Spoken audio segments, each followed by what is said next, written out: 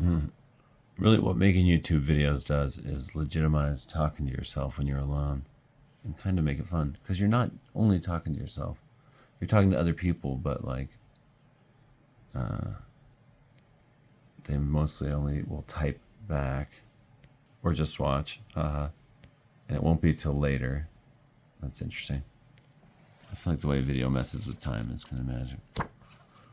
You know what? I'm going to move this one up my to read pile. It's a beautiful book. This is nice. A classic look of an era. Cover painting Thomas Doughty, Landscape of Stream Mountains, 1833. Huh. Cover design Lynn Dries Breslin.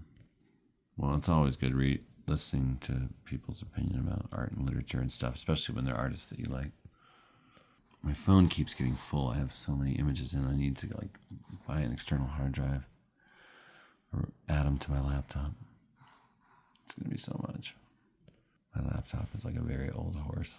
It was a showroom floor model at like a Best Buy. And they're like, it's cheaper because it's been on this floor room. Also, it will give you no end of problems.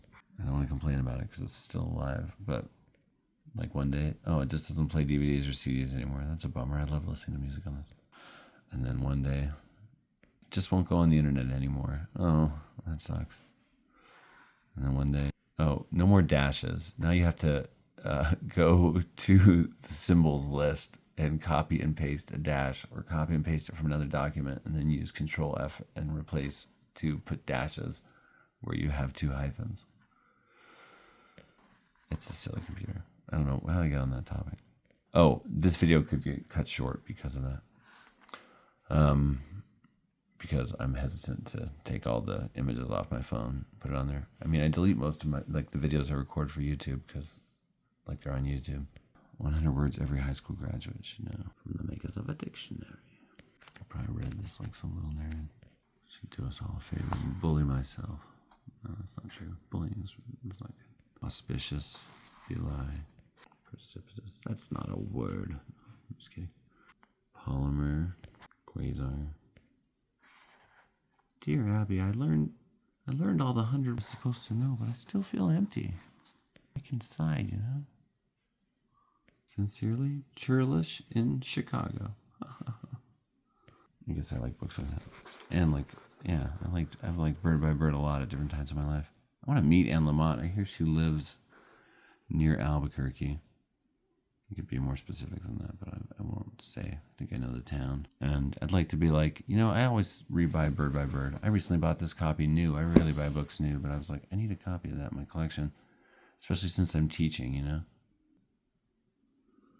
While I'm doing this video, a friend is texting me that works for the same subbing company that I work for, saying that the company hasn't been taking taxes out and they're just going to suddenly take a whole bunch out coming up. What? We're just going to suddenly not have thousands of dollars in our pay coming to us? What on earth? Do I need to lead a freaking revolution against this company? I'm already facing a week with no pay because of or more because of this fingerprinting re-up thing. And all they told me there was we usually send emails out reminding people a couple months before. I'm like, do you know what I've had going on in my life? Not to just make excuses or anything, but they don't always feel like excuses. They feel like reasons. Some instructions on writing in life. This has some great stuff in it. I remember this humorously titled chapter breaking something loose for me, helping me just kind of knock drafts out. So did Kerouac's idea of kick writing. Just get that first draft out, and you'll have some material to work with. This is a very nice copy. I wouldn't be ashamed to ask her to sign this copy because it's pretty and new. But maybe it's cooler when you meet an author to have them sign a beat up underlined copy. If you had both, that would probably be the best. But this is a very good book for young writers, and I remember this really hitting the spot. Maybe it's a good book for everybody, and I bought it with the thought that I might revisit it. I don't think I've reread it in a decade or so. 2016, I think, was when I last read it, teaching it at Brown Mackey. What even What is this book? Over 10,000 dates at your fingertips. Dictionary of dates. Is this like some old pre-internet thing where like if you needed to look up specific years related to Dracula or Dragnet or the Dunning Tariff of Canada? Everyone knows about the Dunning Tariff. Come on. May 2nd, 1930. Give me a break. Grew up knowing that stuff. The guillotine.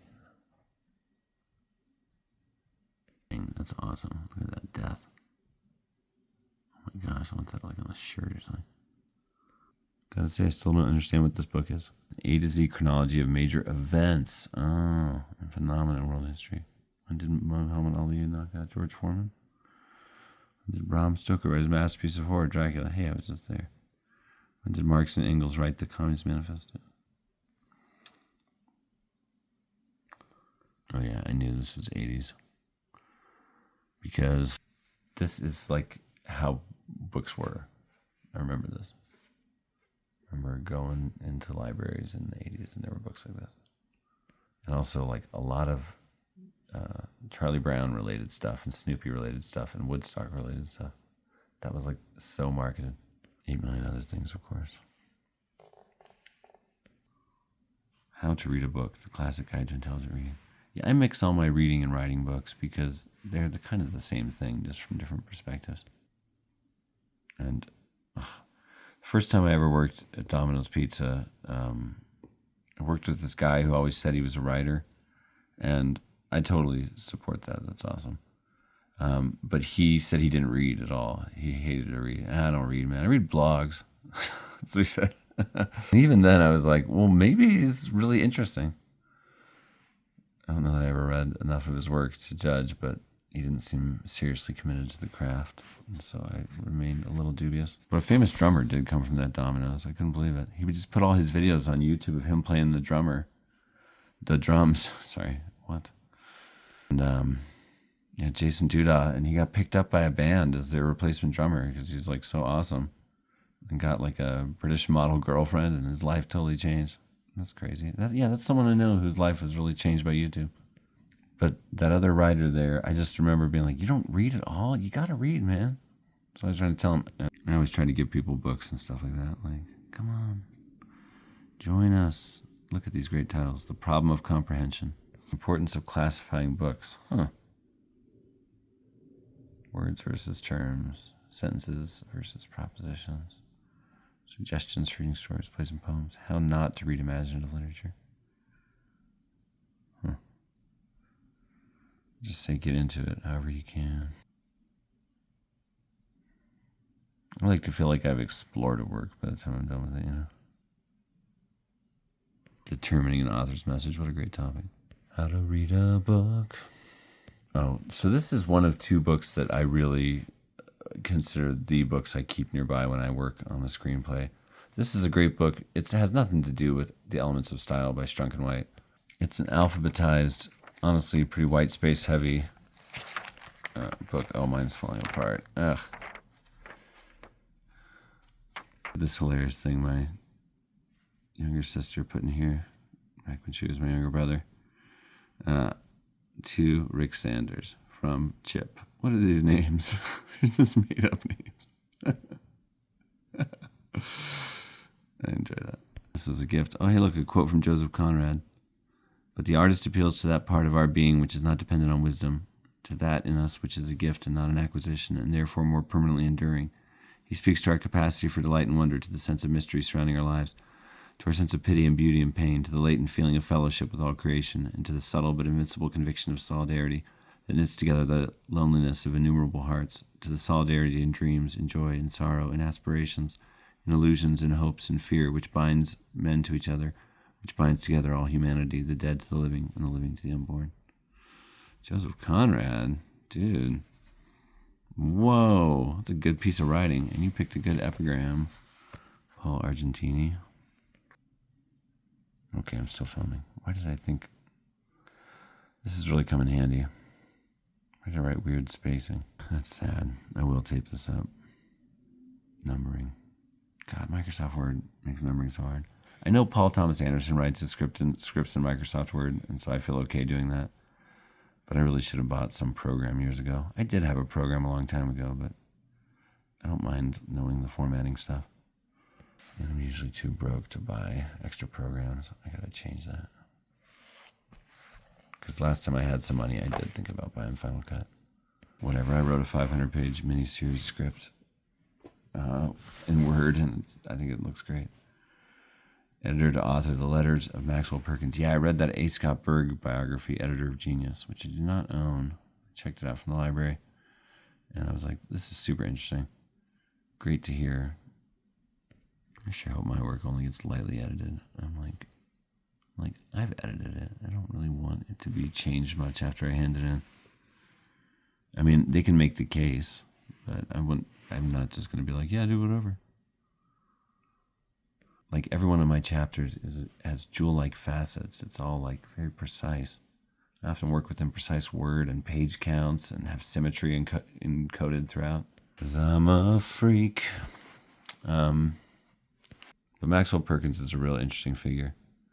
He had kind of an unrequited friend crush on this one woman his whole life. That's a big part of Editor of Genius. It's like a value of another time. You can get away with that. Oh, hey, look what UNM Bookstore did. That's evil. And they stamped their name on it. God, book places are so obsessed with not having to see anything twice, you know. Some places are just vicious, and they'll rip the covers off and leave the ripped covers off by dumpsters. And I'm like, ugh. Cover designed by Stacy Farley. This is actually a very Cornelian cover. Like, that image is strange.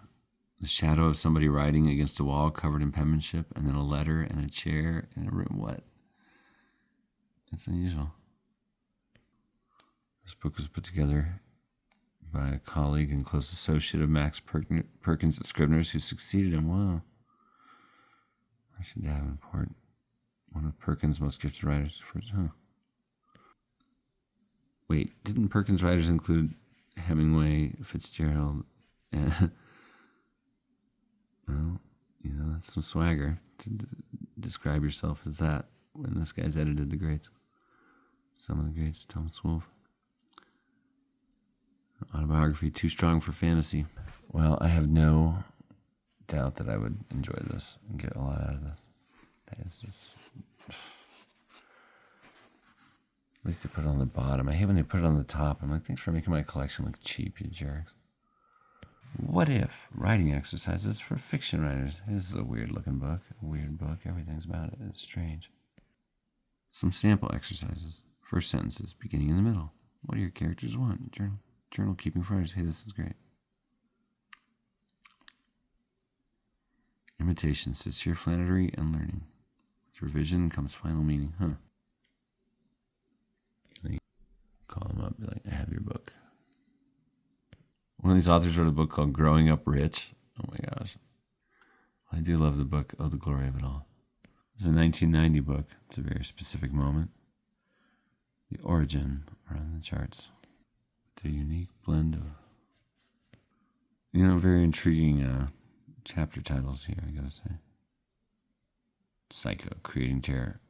So I'm trying to write a chapter of book 2 of my book. It's called Noctilucent, that chapter, about a really scary real life experience I had. And I want to write it like really copying like all the tropes and conventions of a horror story, but while being scrupulously truthful.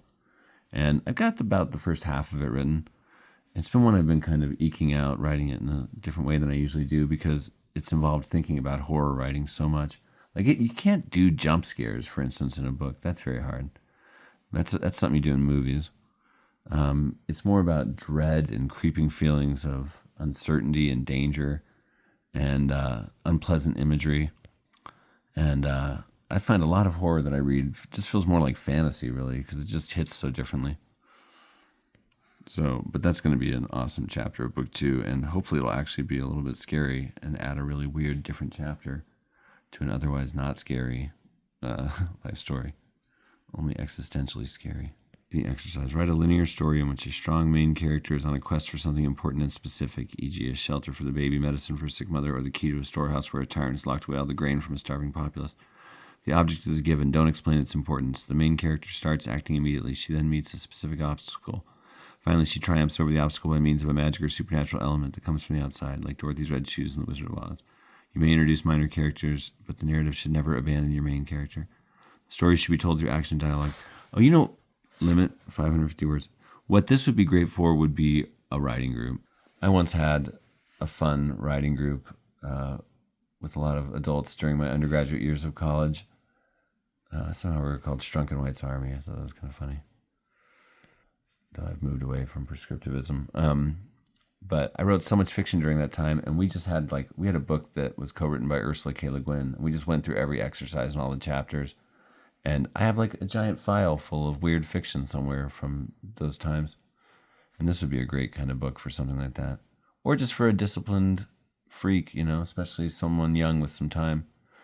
Or anybody with some time, Hey, you're stuck at your job in that booth anyway, why not?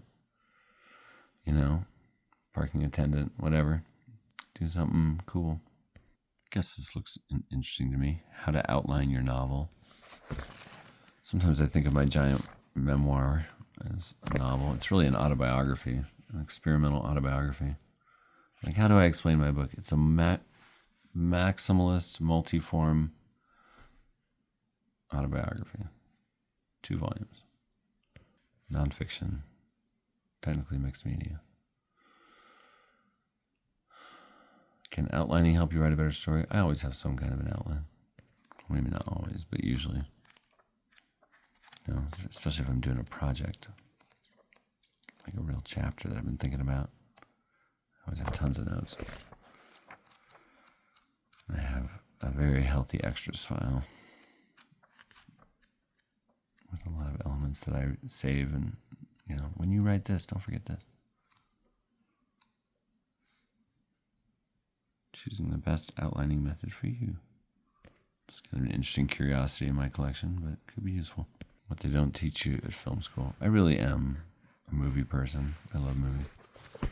And I think I will make some good movies. But first, the book I've been working on for 15 years. First things first. People are probably thinking, your YouTube channel is literally anti-cinema. It's books. Well, variety is nice. Avant-garde poetics of the 1990s. Yeah, I love stuff like this. Well, if this is in this section, I should have the Norton Anthology of Poetry in that section. Do I? I think that's an art crit out in the living room. But this looks great. And I remember, was this one of the texts for my avant-garde poetics class? No, I think I bought it because of that class. Huh? The avant-garde rules. I'm telling you, there's always interesting stuff going on in the avant-garde. It's so cool. Tag is just baked on there. Poetics of this new constellation of innovative poets has never before been gathered with such force and persuasiveness. This book is truly news. Charles Bernstein. His poems are very challenging to me. This is the kind of book that I will read. Oh yes, this is the kind of book I just get a random notion to read one day and then I read it. Selling Your Ideas by Waldo Carlton Wright. Sales consultant and author. Formerly instructor in salesmanship and sales management, University of Scranton. Director of publications, Keystone College. Rather pretty booklet. Brought to you by Lumen. International Correspondence Schools, ICS. Scranton 15, Pennsylvania. Scranton of the Office fame. 1962. Oh, yeah. One of these days, one of these old books is going to, somewhere in time lead back to another age. Oh, best time travel book for kids. It's got to be Time at the Top by Edward Ormondroyd. I love that book. Best time travel book for adults. Well, The Time Machine's pretty great. What if instead of throwing money away, we kept it? Hi. Oh, man. Okay, I'm seeing why I kept this book. I mean, will I use this book? I should, honestly. Maybe I should do an experimental year where I read a bunch of old motivational things and redo my life, like an A.J. Jacobs project. It's the guy who read the whole Encyclopedia Britannica for one book, and they lived according to biblical law for another year. V6. Look at this. It's a picture of a mountain. Everyone loves mountains. Look at it. This guy's really excited about the dictionary. I can't relate. Did a whole video on a dictionary. This is very thoroughly illustrated, this book. Maybe this is writing related. Steer away from empty words. Say what you've said in other words. Telling your ideas. Huh. Maybe I should read this book. And then just make like 10 t-shirts from all the images. That makes you want to do some screen printing. Yeah, maybe that'd be cool. Screen print some stuff, get like an Etsy channel. Sell channel merch of weird old book stuff. I love how a lot of this stuff looks. I don't know. I'm always thinking of different random ideas. And you know, having no money kind of sucks. Okay, this book looks amazing. I think I've been taking this for granted, not reading this. A Norton Anthology of Poetic Forms. A generous and exquisitely selective anthology of poetry and forms that may make you decide to give up email and start writing sestinas and villanelles. Neat! Oh, I'm just going to read this book. Okay, this one's going on the to-read pile. I feel compelled. All right, I hesitate to talk about this on this channel because this is an in-progress idea that I'm working on that I don't want anyone else to steal. And someone could, and I'd be half glad, like, well, at least someone did it. But William Strunk, who wrote the original Elements of Style, has this book that's in the public domain now, English Meters. And I've been rewriting it in the same way that E.B. White rewrote the Elements of Style, but this is all about poetic meter. And so I'm going to call it like the elements of poetry, or the elements, probably the elements of poetry, or the elements of verse. And I don't know. I'll give it a cool name. I haven't decided on the poetic word for it yet, but because really what it'll be is the elements of poetic meter. But that might sound too limiting to that sweet, sweet perennial college market I want to get. English Meters by Strunk, William Strunk, 1869 to 1946. And I've got most of this retyped already, and I have rewritten and added more contemporary examples and additional thoughts to a lot of things. Some interstitial commentary, and I think my editions will be much like E.B. White's, an additional chapter, etc. But paying attention to meter and language is a great way to have good prose, not just in poetry. And it's something you should hear. And there's something musical about it. And you want to tap into those musical strains. And you want to know about meter. It's like a beautiful thing. Once you understand it, it's probably like when computer coders are like just enjoying websites more because they know all the elements that go into it. Like meter is something that's just always present. And it's such a cool additional element to bring to writing. And the best prose stylists care about it a little bit. Think about it. At least have some natural knack for it. Don't steal my idea. I'm serious. I'll be nasty to you in public. I'll drag you. I'm just kidding. Just don't steal my idea. I don't know. Maybe I would. But I can be very cutting. But this is something that when it's done, the line is always the definite form in which the rhythm is manifested. Science of English Verse. Oh, I need to track that down. 1880. There's just not that many books I find on meter and rhythm. Well, it's great. I love poetic meter. And I'm glad this book exists. And it's interesting to read another book by William Strunk, and one without E.B. White's influence. I've read this book many times now, working on this project of my own. And I think I've gotten a lot out of it. This cover's all right. It's like a print-on-demand cover. Yeah, basically. I mean, I like what they're saying here. Sort of print-on-demand Dover. I really love this book. This book has helped me a lot. This book and that other. These are my two screenwriting books I always keep around when I work on a script. They both are really helpful to me. This one is mentioned in The Sopranos. Christopher uses it when he is thinking about becoming a screenwriter. And I loved seeing it. I'm like, how to write a movie in 21 days? While yelling, pointing at the screen, like that Leonardo DiCaprio meme. And this one's great for looking things up. But this one breaks down kind of the hero's journey in a good modern 90 to 120 minute sort of way. And I would say its more accurate title would be How to Write a Clean First Draft of a Movie in 21 Days. I think you could do that with that. I don't think I've ever gotten it within 21 days when I've used this. But I've used this for novellas, for essays, for all kinds of stuff. It has a good step-by-step process for writing things. And sometimes it's just good to I haven't done that in a long time, but sometimes it's good to just kickstart stuff really simple and to remind yourself of the sorts of emotional beats that tend to turn up in stories at this or that point. And as you write, of course, you can abandon all that stuff. Have you ever used scaffolding of any sort when you're putting things together? Just throw it away and riff off of it. You forget about it. Who cares? But there's one chapter in particular in here that's really I've gone back to again and again, and I like. And yeah, it's funny the books you end up using. But these two have been it for me with a few scripts.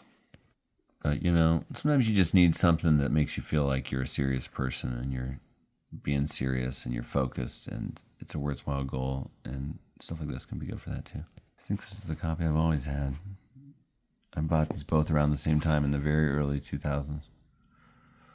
From Borders. That company doesn't even exist anymore. I think I bought them both there the same day. No, this was a gift. This I definitely got from Borders. And this was given to Rick Saunders from Chip on Christmas, I believe. Got into a really weird conversation with a parent at my kid's school one time. His dad was Jewish, and I mentioned Christmas, and he was like, well, we don't celebrate Christmas. And I was having to defend it. I'm like, I'm not religious or anything, It was really weird. I was like, well, what do I say here? I was like, a lot of the kids' family are, they're little. And anyway, good old books about writing, they're pretty great to have. I recommend it. If you're a writer, you got to read about this biz. And, I sometimes write screenplays, and a chapter of the giant multi-form autobiography I've been working on forever, for 15 years, is a 500-page miniseries script. Haha. I think it's worthwhile and a good read. And it's wordier than the average bit of description, so I feel like it's a little more literary and readable. Because it's nonfiction, I feel like why not describe something that you want to be captured on there? Yeah, whatever. Well, all right. Another video, more talks about books. I'm reading the Epic of Gilgamesh right now as a paperback, and about halfway through it, and it's great. Can't wait to talk about it again. I'm going to watch a couple documentaries on it before that, though, that I found free on YouTube. I couldn't believe it. Okay, rock and roll, everybody. Have a great night. It's getting a little late where I am. But my 11-year-old daughter's getting back from Costa Rica from a trip with her mom. Can't wait to see her. Hey, kiddo. She got to go to a monkey cafe. That's so cool. I felt genuine jealousy looking at her photos. I'm like, I want to go to the cafe with the cute monkeys. All right. Man. Have a great one, everybody. Yeah, thanks for watching these. I always appreciate your comments. Peace out.